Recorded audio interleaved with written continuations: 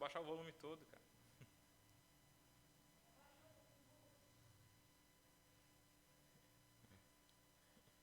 Aí eu já sei o estudo com a metralhadora. Metralhadora do Abel.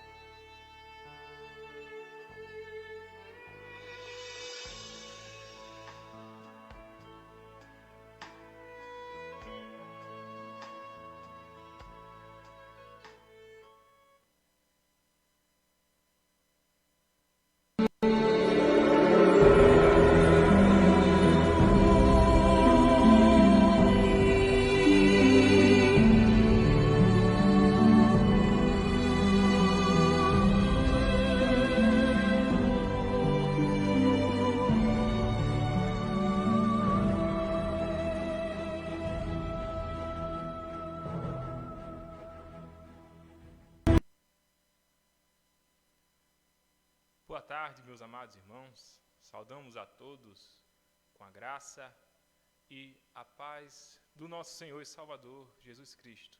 Estamos aqui reunidos em mais um domingo para levarmos até a vida dos nossos irmãos mais uma lição vinda do coração do nosso Deus. Antes de nós iniciarmos, eu gostaria de convidar você em casa a estar fechando seus olhos. E vamos estar orando, pedindo iluminação, direção do Santo Espírito do Senhor para a lição de hoje. Oremos. Deus Pai Todo-Poderoso, muito obrigado, Senhor, por esse dia maravilhoso que vem da Tua Palavra, que vem do Teu coração, porque a Tua Palavra diz que dia após dia, manhã após manhã, as Tuas misericórdias se renovam, Senhor, a cada manhã, Deus maravilhoso. E nós estamos aqui, ó Pai, por causa da renovação das Tuas misericórdias, ó Pai. Estamos aqui porque o Senhor é quem tem preparado primeiramente esse momento, tem preparado as nossas vidas, tem preparado tudo para o Teu louvor, ó Pai. Tudo para a Tua honra, ó Deus. Tudo para a Tua glória, porque tudo vem de Ti e tudo vai para Ti, Deus Todo-Poderoso. Pai, nós te louvamos. Nós te engrandecemos, ó Pai, nós agradecemos pelo Teu santo e glorioso nome, Senhor, por essa tarde. Nos guia o Espírito Santo de Deus para entrarmos um pouco mais nas profundezas do conhecimento que vem de Ti, Senhor, que brota da Tua presença, da Tua majestade, da Tua sabedoria, Deus Todo-Poderoso.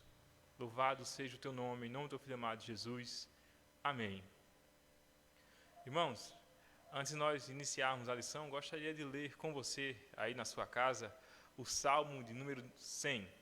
Está lá no Velho Testamento, o Salmo de número 100.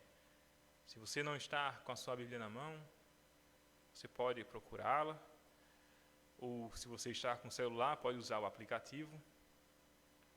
Mas, se você não tem nenhum dos dois, você pode simplesmente escutar a leitura do Salmo de número 100, que diz bem assim: aclamem o Senhor todos os habitantes da terra, prestem culto ao Senhor com alegria, entrem na sua presença com cânticos alegres, reconheçam que o Senhor é o nosso Deus, Ele nos fez e somos dele, somos o seu povo e rebanho do seu pastoreio.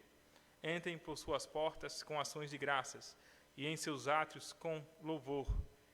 Deem-lhe graças e bendigam o seu nome, pois o Senhor é bom e seu amor leal é eterno. A sua fidelidade permanece por todas as gerações. Amém.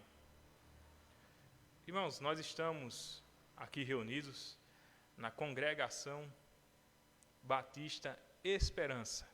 Nós estamos localizados na rua Davi Nascimento Santa Brígida, por trás da Escola Municipal Jean Lille e em frente à Unidade de Saúde São Tomé. Nós estamos localizados nessa rua, que eu já falei, no número 104. Estamos sob a direção, primeiramente, do nosso Supremo Pastor, o Senhor Jesus Cristo, que ordenou, o pastor Leandro, que é o pastor da primeira Igreja Batista de Salinópolis, e também colocou o nosso irmão Felipe aqui, sendo missionário dessa congregação. Meus irmãos, hoje nós vamos estar estudando a 6ª lição da nossa revista. Lembre que na lição passada, na lição de número 5, nós estudamos que existia uma harmonia entre os evangelhos. E essa harmonia que existia entre os evangelhos se dá pela datação e a possível fonte que existia entre eles. O primeiro evangelho a ser escrito foi o Evangelho de Marcos. E ele foi possivelmente usado como fonte para a escrita dos evangelhos de Mateus e de Lucas. Nós podemos ver em Lucas que ele declara que fez uma pesquisa em Lucas capítulo 1 para poder fazer o relato sobre o nascimento até a crucificação do Senhor Jesus Cristo.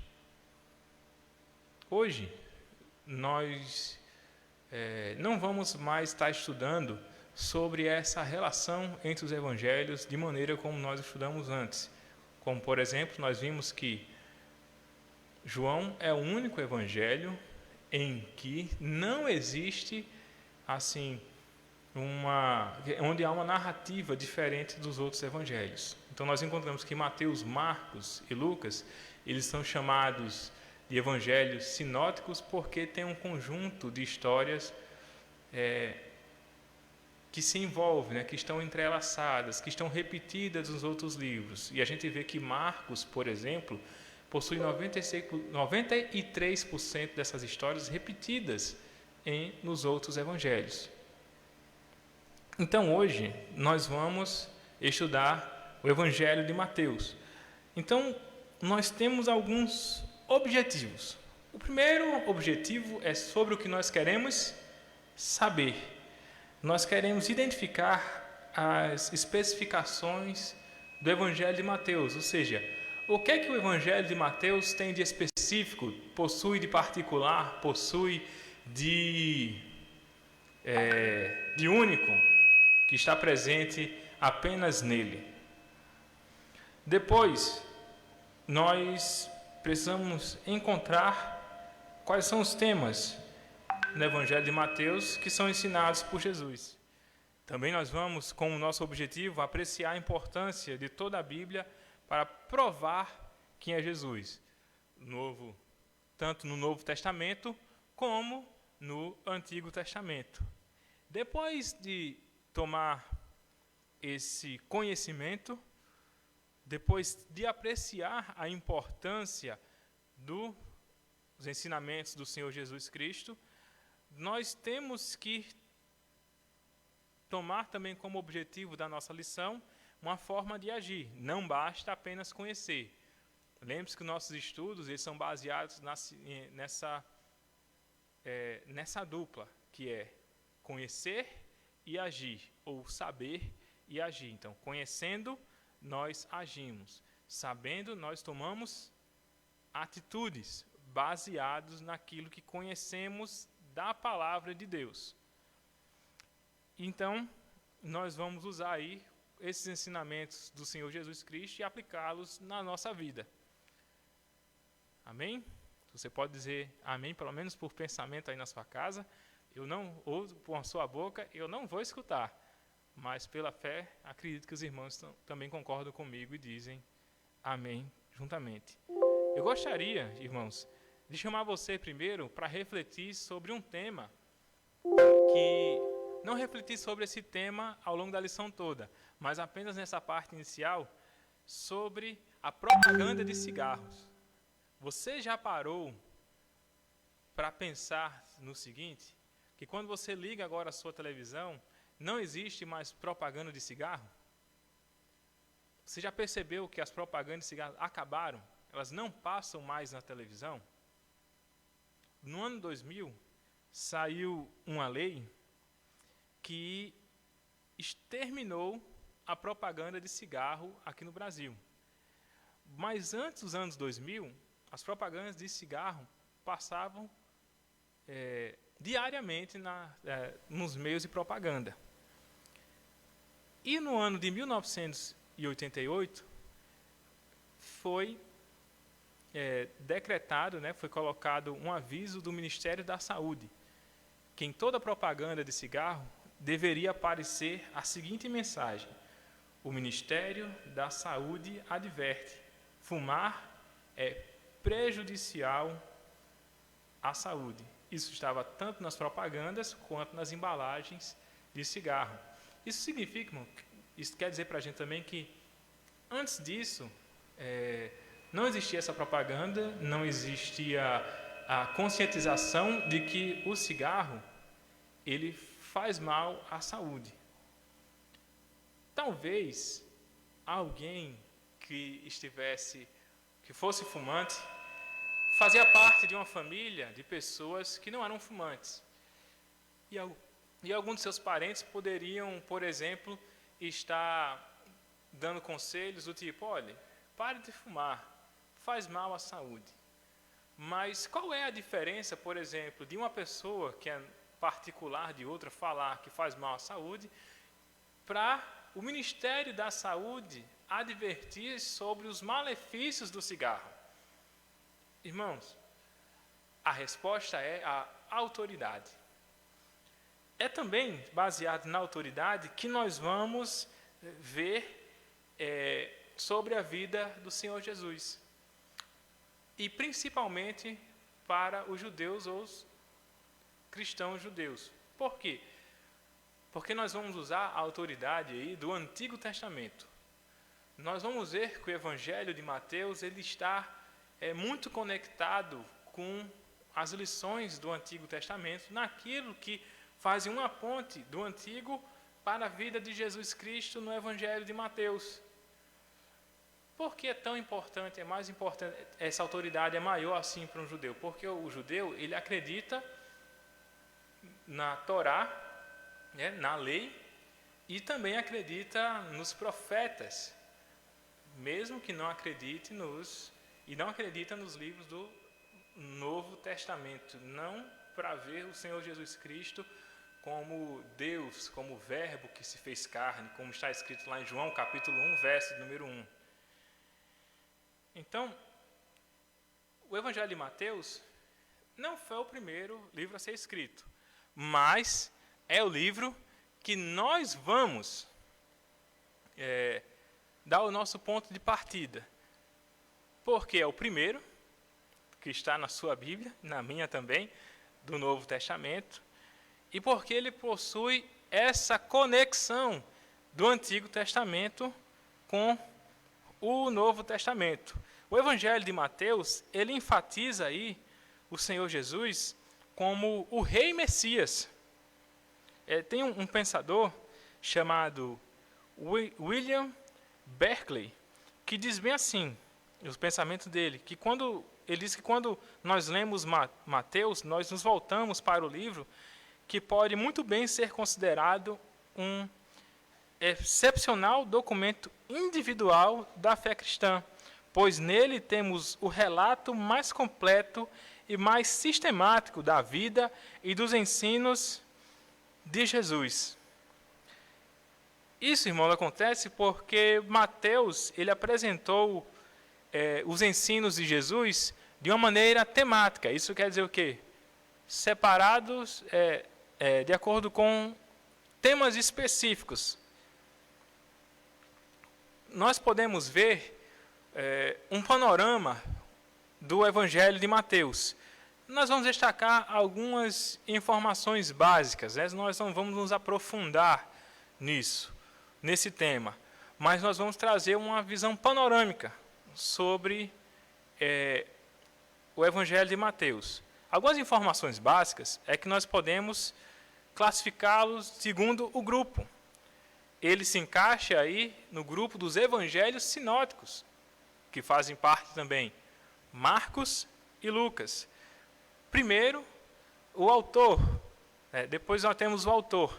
Quem foi o autor de Mateus? Foi Mateus, publicano, coletor de impostos. Então, o Mateus aí que escreveu esse evangelho, ele era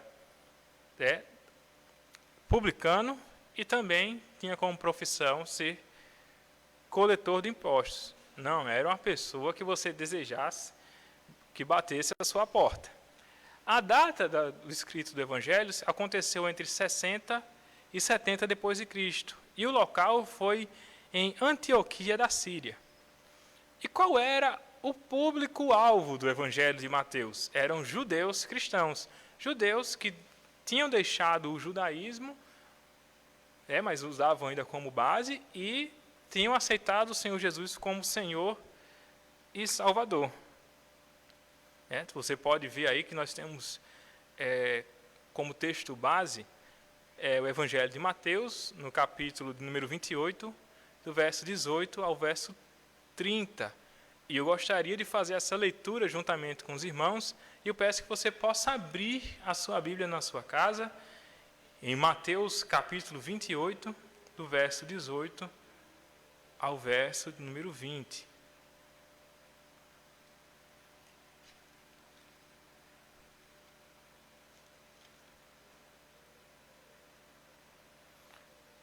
Mateus capítulo 18, verso 18 ao 20, diz bem assim: Então Jesus aproximou-se deles e disse: Foi-me dada toda a autoridade nos céus e na terra. Portanto, vão e façam discípulos de todas as nações, batizando-os em nome do Pai e do Filho e do Espírito Santo, ensinando-os a obedecer a tudo o que eu lhes ordenei. E eu estarei sempre com vocês até o fim dos tempos. Amém. E a nossa expressão-chave hoje, irmãos, é que Jesus, ele é o Messias, e como nós já falamos, ele é o Rei Messias, ele é o Rei ungido. O Evangelho de Mateus, nós podemos fazer um pequeno esboço sobre ele, que faz assim, dividindo da seguinte maneira. Mateus, do capítulo 1 até o capítulo 4, no verso 11, ele trata sobre a vinda do Messias e seu preparo para o ministério. Significa que ele relata aí, nesse conjunto de capítulos, de versículos, a vinda do Senhor Jesus e a sua preparação para começar o seu ministério. Ao ler o Evangelho de Mateus e os outros evangelhos, nós vamos notar que o Senhor Jesus não nasceu e começou, ainda como bebê, ou quando tinha 5, 6, 7 anos, o ministério. Chegou um momento, um tempo, em que foi um momento próprio para que ele começasse o seu ministério. Do capítulo 4, no verso 12, até o capítulo 17, no verso 21, fala sobre o ministério do Messias em palavra e ação. Em palavra. O mistério de Jesus em palavra, ou seja, aquilo que ele de fato falava, e também através das suas ações. Você gosta de alguém que fala e não faz nada? Ou você gosta de alguém que faz e não fala nada? Você só fica sabendo daquilo que a pessoa vai saber depois que ela fez? Nós notamos aí dois extremos, né? Alguém que fala muito, mas as suas ações são zero.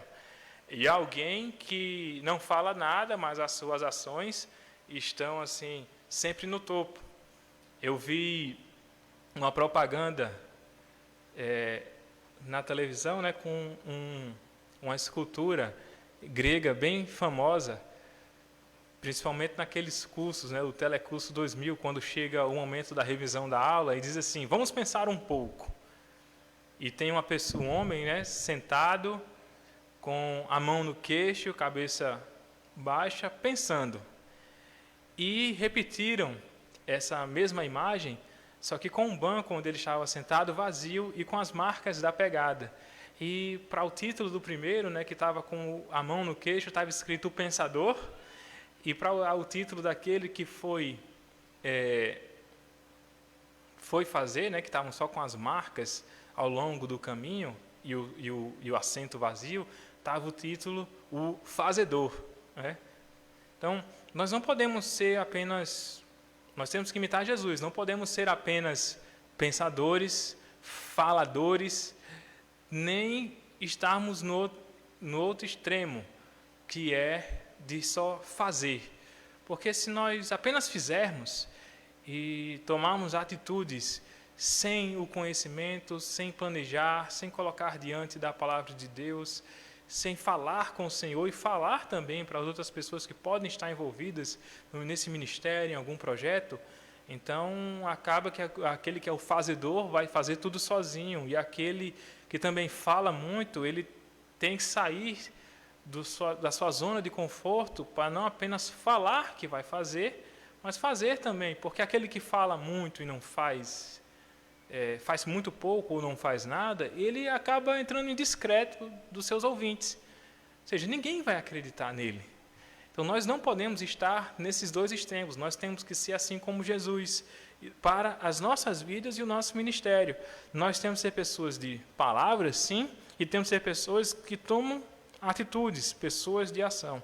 Depois nós temos em Mateus 17, 22, até o capítulo 20, o versículo 34, que fala sobre um período em que o Senhor Jesus dá instruções dos discípulos, né, sobre a sua vida, né, como Messias, e à luz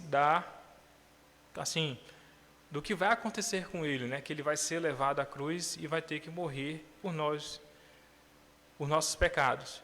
E no capítulo 21, verso 1 até o fim, no capítulo 28, no verso 20, do Evangelho de Mateus, nós temos que observar que ele trata aí dos últimos eventos do ministério do Messias na Terra.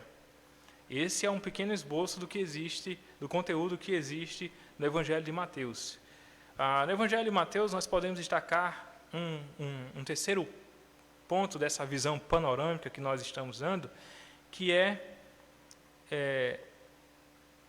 que nós podemos descrever o Evangelho de Mateus em uma sentença. É apenas isso.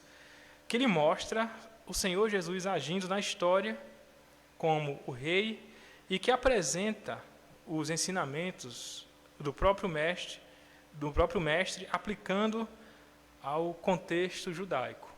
Nós podemos ver assim um Evangelho de Mateus tratando Deus agindo na história por meio de Jesus, ele sendo rei, apresentando ensinamentos e aplicando no contexto judaico, porque era esse o contexto em que Jesus estava.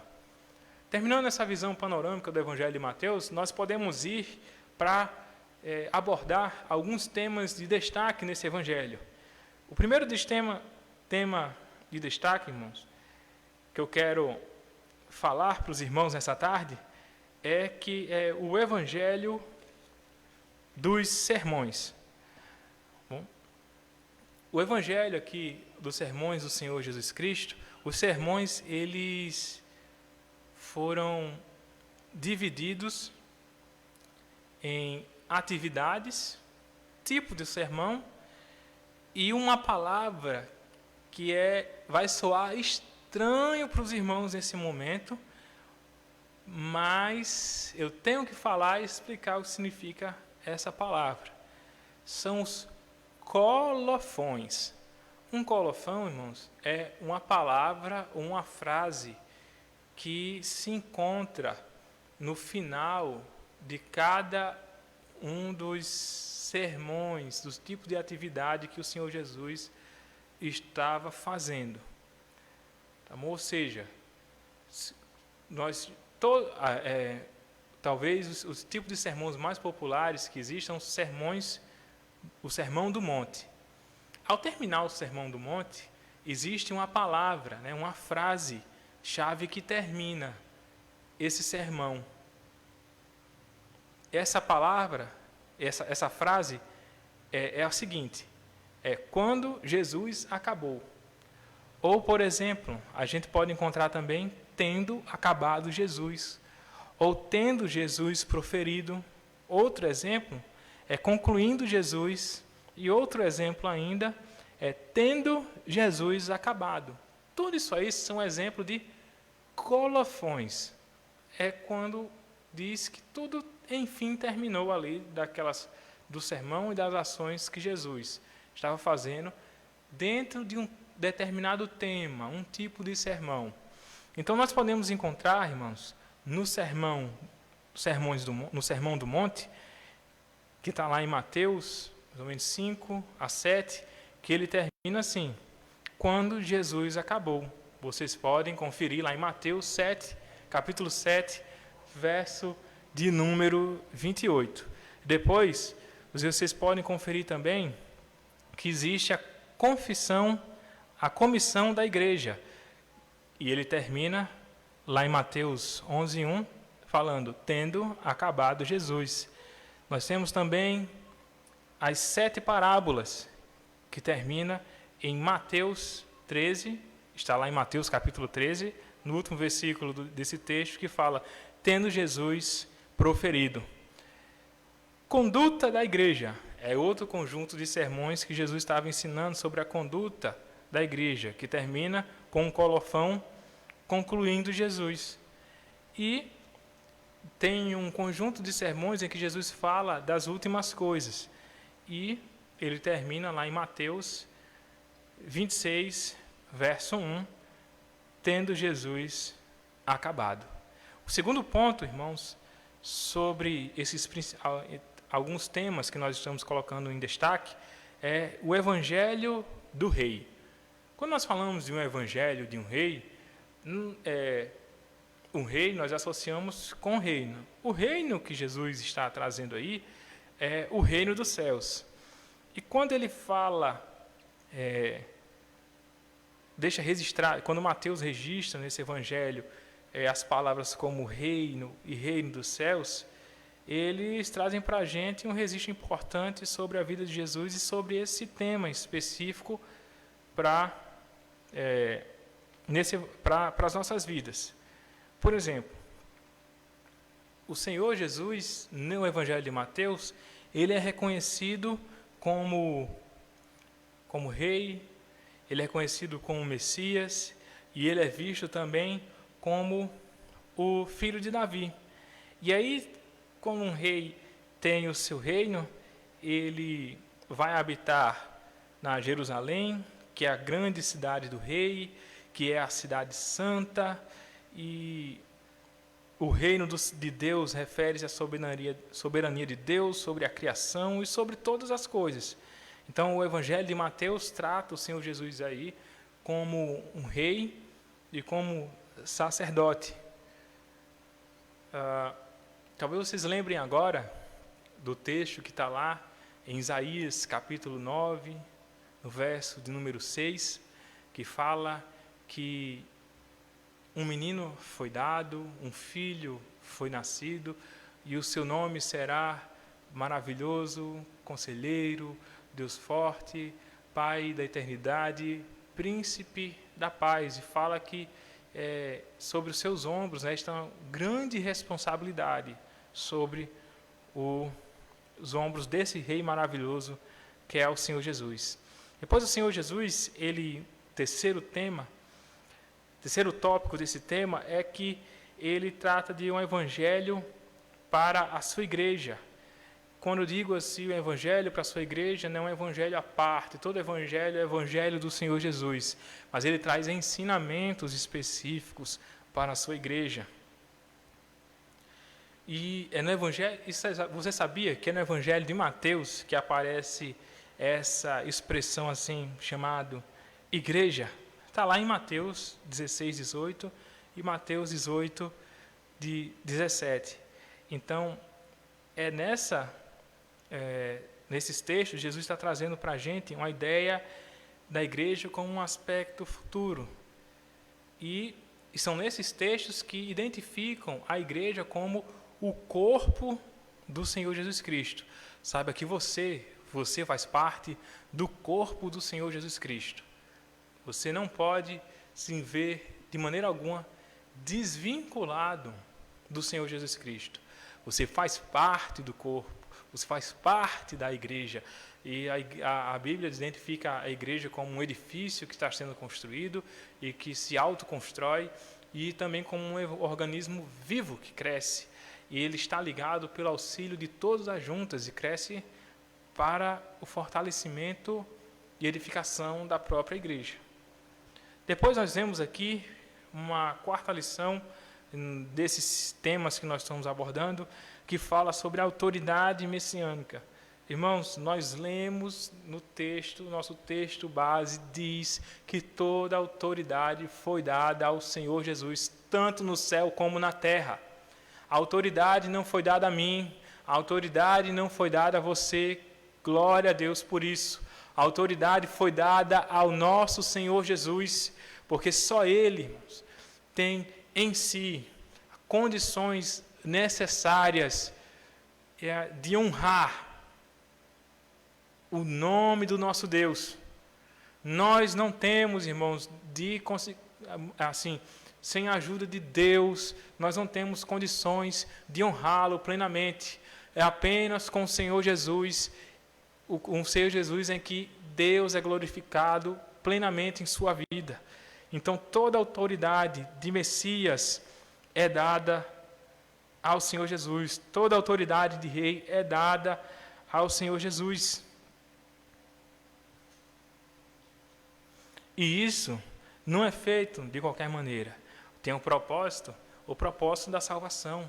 O propósito de que as coisas que estavam afastadas do Senhor Jesus sejam agora colocadas devidamente diante dele, restauradas com Deus. O pecado, a Bíblia diz que colocou um abismo entre nós e o nosso Deus. E agora o Senhor Jesus, ele pega esses dois extremos e é a união, ele restaura a comunhão, restaura a vida que não existia mais. Nós que somos dignos de morte e continuamos sendo dignos de morte, mas pela graça do Senhor Jesus, nós agora podemos ser reconciliados pelo nosso Deus. Jesus também trazia para a gente, irmãos,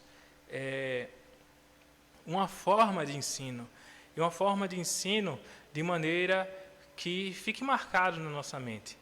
Você lembra de algum ditado popular? Por exemplo, a pressa é inimiga da perfeição? Ou também algum ditado tipo, água mole em pedra dura, tanto bate até que fura? Ou segundo, quem com ferro fere, com ferro será ferido. Existem vários outros ditados. Talvez existam ditados que existem apenas na sua região. Ou existem ditados que existem só na sua família. Mas que você lembra. Você já se perguntou por que o Senhor Jesus ensinava por parábolas? Já parou para pensar quando alguém que conta uma boa história a você e você conseguiu replicar, reproduzir essa história novamente? Porque aquela história podia ser uma história engraçada, podia ser uma história triste, podia ser uma história sobre uma lição de vida, mas aquilo marcou você. E ficou mais fácil você contar para outra pessoa aquela boa história de vida, por exemplo. E o Senhor Jesus aqui, ele costumava ensinar por parábolas. E nessas parábolas é que ele deixava com que, ele fazia com que as lições sobre o reino fossem conhecidas para todos aqueles que estavam ouvindo. Por exemplo, você já ouviu falar da parábola do semeador, a parábola do trigo e do joio, a parábola do grão de mostarda, o fermento, o tesouro, a pérola, a parábola da rede, a parábola do chefe de família? Irmãos, eu não vou falar no que a lição de cada uma dessas parábolas, mas eu gostaria de dizer para vocês que elas estão divididas em dois grupos. O primeiro grupo, ele tem a ver com a quantidade de pessoas para que Jesus pronunciava. Ele pronunciava algumas parábolas para multidões, para muitas pessoas, e ele diversas vezes pregou, contou as suas parábolas junto ao mar. Já outras parábolas do Senhor Jesus, ele falou em casa, especificamente, em um momento particular, com os seus discípulos. Então, essas parábolas que eram anunciadas para grandes multidões, junto ao mar, elas eram destinadas às multidões, enquanto aquelas que eram pronunciadas em casa eram destinadas aos seus próprios discípulos. Vou dar um exemplo de duas parábolas apenas que Jesus pronunciou para multidões.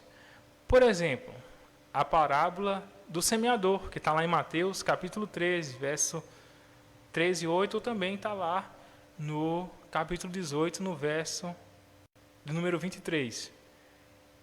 Essa parábola do semeador está falando para a gente dos vários tipos de ouvintes para a mensagem do reino. A parábola também que Jesus contou para várias multidões, é a parábola do trigo e do joio. E a lição que ela traz é a resposta verdadeira e a resposta falsa em relação ao trigo e ao joio. No caso, o trigo é a resposta verdadeira e o joio é a resposta falsa. O trigo é o verdadeiro alimento e o joio é o alimento falso, que faz mal aos nossos corpos. A parábola do tesouro é um tipo de parábola que o Senhor Jesus pronunciou unicamente para os seus discípulos. E a lição que o Senhor estava trazendo para os discípulos é o grande custo da edificação de um reino. Irmãos, se a gente for pensar, se a gente pudesse colocar na ponta do lápis, na verdade, essa é a melhor forma de falar, colocarmos na ponta do lápis as vidas que foram doadas para o reino, pessoas que estão se colocando hoje para a vida do reino, que são chamadas pelo Senhor Jesus para serem missionários, pastores. Acho que o maior custo é esse, irmãos. Não é o custo das paredes, não é o custo da eletricidade, não é o custo desse microfone, não é o custo aí das câmeras que estão filmando e que estão levando. Não é isso. Não é só isso. Isso também está envolvido. Mas o principal custo são vidas, irmãos. Vidas sendo dedicadas, que deixaram várias outras atividades para se dedicar ao reino de Deus. Porque deixaram seus sonhos para viver os sonhos de Deus. Outra parábola também que foi ensinada para eles, para os discípulos em casa, foi a parábola da rede, que fala sobre o duplo destino daqueles que são tocados por Ele, tocados pelo Senhor Jesus. Tem aqueles que são salvos e aqueles que não são salvos. Um aspecto importante, irmãos, sobre a vida do Senhor Jesus como um rei, é que ele foi rejeitado. Se alguém é um rei e ele possui um reino, como é que ele pode ser rejeitado dentro do seu próprio reino? Na época que Jesus vivia, o povo de Israel já estava esperando um rei. E ele queria um rei com determinadas características. Um rei que fosse guerreiro, um rei que empunhasse a espada, derrotasse o exército romano, derrotasse todos os inimigos e restaurasse todo o poder a Israel aqui nessa terra. Mas o rei que veio não é o rei que o povo estava esperando. Não é um rei nascido em palácio, não é um rei nascido com uma linhagem que ocupasse os tronos de autoridade o tempo todo, das autoridades daquela época. Jesus foi carpinteiro, irmãos. Ele não nasceu e foi coroado, não era desse reino que Jesus estava falando. Então, por isso, 25% do Evangelho de Mateus, ele fala da morte e ressurreição de Jesus. Mas o restante, irmãos, ele vai tratar das suas parábolas, dos seus ensinos, e vai tratar o tempo todo, entre as suas parábolas e ensinos, como algumas das autoridades, como fariseus, saduceus, escribas, estão tentando confrontar o Senhor Jesus, mostrando que não aceitam a sua autoridade como um rei. Quando foi colocado em cima na cruz o Senhor Jesus, que ele era o rei dos judeus, aquilo não foi visto como uma coisa de glória para os judeus, mas parecia uma coisa como zombaria. É tanto que eles queriam que fosse mudada a frase, não que ele era o rei dos judeus, mas que ele se disse que era o rei dos judeus. Então o Senhor Jesus, ele foi rejeitado o tempo todo. Por quê? Porque não se encaixava nos pré-requisitos que o povo via como necessário para se tornar um rei. Mas eles queriam que Jesus satisfizesse aqueles pré-requisitos que eram ditos pelo povo. E Deus jamais vai se dobrar para cumprir as exigências, irmãos, suas nem minhas, nem do povo do passado, nem das pessoas que vivem agora, e nem das gerações futuras. Nós é que temos que nos dobrar diante da vontade do nosso Deus. O reino messiânico não é um reino racial, político ou nacional. É um reino espiritual. Esse é o reino do nosso Senhor Jesus. Isso aqui é o que nós temos que guardar, irmãos, como base na Bíblia, que nós devemos saber. Lembra que eu falei que tem um momento que nós temos que agir? Nós temos que tomar esse conhecimento e ter ação? Esse é o segundo objetivo da nossa aula de hoje. É saber, é conhecer, é meditar, é se aprofundar. Tudo isso aí envolve o conhecimento. E agora a segunda parte é a prática. O que é que nós temos que agir? Como nós devemos agir? O que é que eu posso tomar do Evangelho de Mateus, das lições que existem lá, e trazer para as nossas vidas? Primeiro, vamos ver alguns deles. O livro fala da prática do Evangelho, então nós temos que praticar o Evangelho. O que a Bíblia traz para a gente também no Evangelho de Mateus é que ele identifica o Antigo Testamento com grande valor para o cristão, não apenas para os cristãos judeus, irmãos, para todos os cristãos, a todos aqueles que professam o Senhor Jesus como Senhor e Salvador. Também mostra para a gente que existe a prioridade do reino para a vida dos cristãos. Irmãos, quem é que está em primeiro lugar? É a sua vontade? É o seu querer? Ou é a vontade do Senhor Jesus Cristo?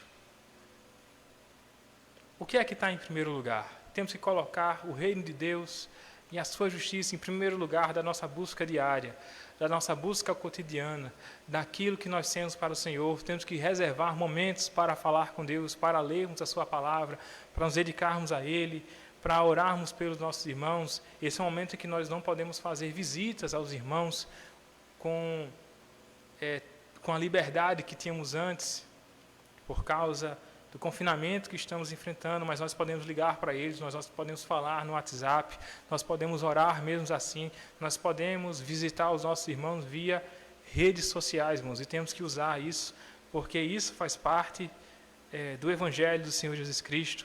Nós temos também aqui que o Evangelho de Mateus apresenta o reino de Deus, o reino que virá do Senhor, o reino vindouro, como herança aos filhos de Deus. Isso é uma herança que vem, irmãos. Jesus diz assim, você vai reinar com Ele, isso é uma herança que você vai receber. Você não trabalhou para ter, eu não trabalhei. Nós não colocamos um tijolo lá no céu. Nós não edificamos nenhum monumento que talvez exista. Nós não edificamos nenhum edifício. Nós não edificamos nenhuma mansão. Nós não edificamos nada. Então recebemos tudo isso por herança vinda do nosso Deus. Nós temos que na Bíblia ensina o valor da Bíblia como palavra de Deus. Você aprendeu qual é o valor da Bíblia como palavra de Deus? Ensine alguém, ensine uma pessoa por vez, se é assim que você pode, mas ensine o valor da Bíblia como palavra de Deus. O livro, a Bíblia, alicerça a ideia de que estamos sobre o reinado de Jesus Cristo, mas ainda esperamos pelo reinado glorioso. Meus irmãos, algum tempo atrás se falava que o Brasil estava em crise, mas uma frase que se tornou comum nas igrejas é que nós não estamos em crise, estamos em Cristo. Irmãos, nós não estamos em quarentena, nós estamos em Cristo. Nós não estamos sob o poder de nenhuma coisa maléfica. Quem domina as nossas vidas é o Senhor Jesus. Esse é o momento que Ele está nos colocando para orar, para meditar, para buscarmos mais o Senhor. Nós temos que ver que esse juízo é dEle. As nossas vidas estão sob o domínio unicamente e perfeito do nosso Deus. Não tema, prossiga. E eu falo isso, irmão, sabendo que estou debaixo da mão do Senhor, porque eu estou falando aqui para vocês. Mas se o Senhor quiser me levar por esse julgamento que Ele está fazendo no mundo agora com o coronavírus, com as pestes que virão, irmãos, o julgamento é do Senhor. Eu estou falando aqui hoje para a honra e glória de Deus e não para a minha. Mas se na próxima semana o Senhor não me quiser mais aqui neste mundo, irmãos, alguém vai estar falando aqui em qualquer outro lugar para a honra e glória do Senhor Jesus Cristo, porque aquele que começou essa obra, Ele não vai deixá-la parada e Ele mesmo vai certificar de que ela vai até o fim, até cumprir o seu propósito, até a vinda do Senhor Jesus Cristo. E estou aqui para a glória de Deus, vivo aqui ou não estando mais aqui, porque tudo é do Senhor e tudo volta para o Senhor.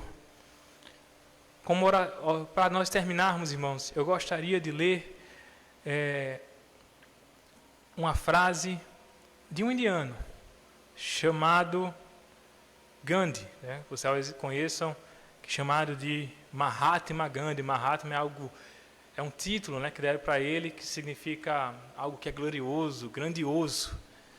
E ele falou um pouco sobre o Evangelho. Está escrito lá no Sua Vida e Mensagem para o Mundo. Vamos estar lá, é um livro, Sua Vida e Mensagem para o Mundo, de Louis Fisher, na página 211. Fala bem assim: se toda a literatura da humanidade perecesse e só se salvasse o Sermão da Montanha, nada estaria perdido. Eu vou repetir mais uma vez: se toda a literatura da humanidade perecesse e só se salvasse o Sermão da Montanha, nada estaria perdido. Olha só, ele não era cristão, viu, irmãos? Mas ele via no sermão de Jesus, o sermão da montanha, que se todo conhecimento humano acabasse, inclusive o Pentateuco, o Apocalipse, tudo, mas sobrasse unicamente o sermão da montanha, nós não teríamos perdido nada. Nós não teríamos perdido nada. E ainda continua escrevendo assim: se então eu tivesse que enfrentar somente o sermão da montanha e a minha própria interpretação dele, e não hesitaria em dizer: ó sim, eu sou cristão, mas negativamente posso dizer-vos que muita coisa que passa como cristianismo é negação do sermão da montanha. Sabe o que ele está dizendo aí? Que se ele olhar para o sermão da montanha, no que Jesus disse, ele vai com certeza dizer que é cristão. Mas quando ele passa a olhar as ações do cristianismo, ou seja, as nossas ações como cristãos, ele não pode se deixar guiar, porque pelas ações dos cristãos, porque as ações do cristianismo são ações contra aquilo que é ensinado no Sermão da Montanha. Isso é um alerta para a gente, um alerta para todos nós, que nós devemos não ser apenas leitores do Sermão da Montanha, mas praticantes fervorosos, rigorosos da palavra de Deus. Nós devemos ser esses praticantes. Irmãos,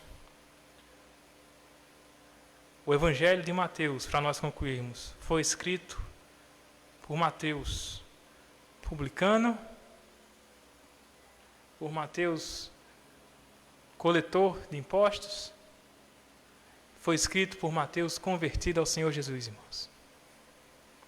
E assim como Mateus pôde escrever, talvez Mateus só escrevesse relatórios financeiros, mas agora ele escreveu sobre o Senhor Jesus Cristo, o Rei, o Messias, o prometido, que está relatado no Antigo e no Novo Testamento. Existem descrições sobre a vida do nosso Senhor Jesus Cristo. E não esqueçam disso. Se toda a literatura humana acabar e sobrarem apenas os escritos, os ensinamentos do Senhor Jesus Cristo, nada está perdido, irmãos. Porque a única coisa que importa é o que Ele falou, o que Ele escreveu. Só o que Ele disse, irmãos. Louvado seja o nome do nosso Deus por isso. Aqui nós encerramos mais uma lição. Vamos estar retornando às 19h30. Convidamos a vocês para aproveitarmos esse intervalo que vamos ter agora, de quase 1 hora, para bebermos uma água, irmos ao banheiro, descansarmos um pouco e nos prepararmos para o culto às 19h30.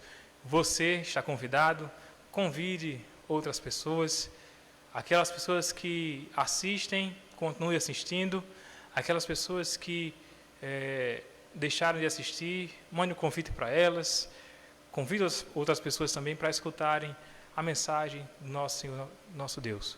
Vamos orar encerrando esse momento. Senhor nosso Deus, Pai Todo-Poderoso, muito obrigado por nós estarmos aqui, muito obrigado por tudo que o Senhor fez em nosso viver, ó Pai. Muito obrigado pela Tua palavra grandiosa e maravilhosa. Nós te louvamos, ó Pai, abençoa os irmãos que estão em casa, abençoa todos nós que estamos aqui, abençoa todos aqueles, ó Pai, que Tua palavra está chegando. Que o Senhor os abençoe, que o Senhor os enriqueça com o Teu conhecimento, que possamos estar perseverando em oração e confiando unicamente no Senhor, firmemente no Senhor, Pai, não duvidando, mas prossigamos firmes para o alvo, que é o nosso Senhor e Salvador, o Rei da Glória, o Senhor Jesus Cristo. Louvado e engrandecido seja o Teu nome. Amém, nosso Deus. Irmãos, então, nos vemos daqui a pouco, que os irmãos vão estar aqui à frente trazendo o culto, os louvores e a meditação dessa noite. todos vocês estão convidados. Em nome do Senhor Jesus Cristo. E até o próximo domingo. Amém.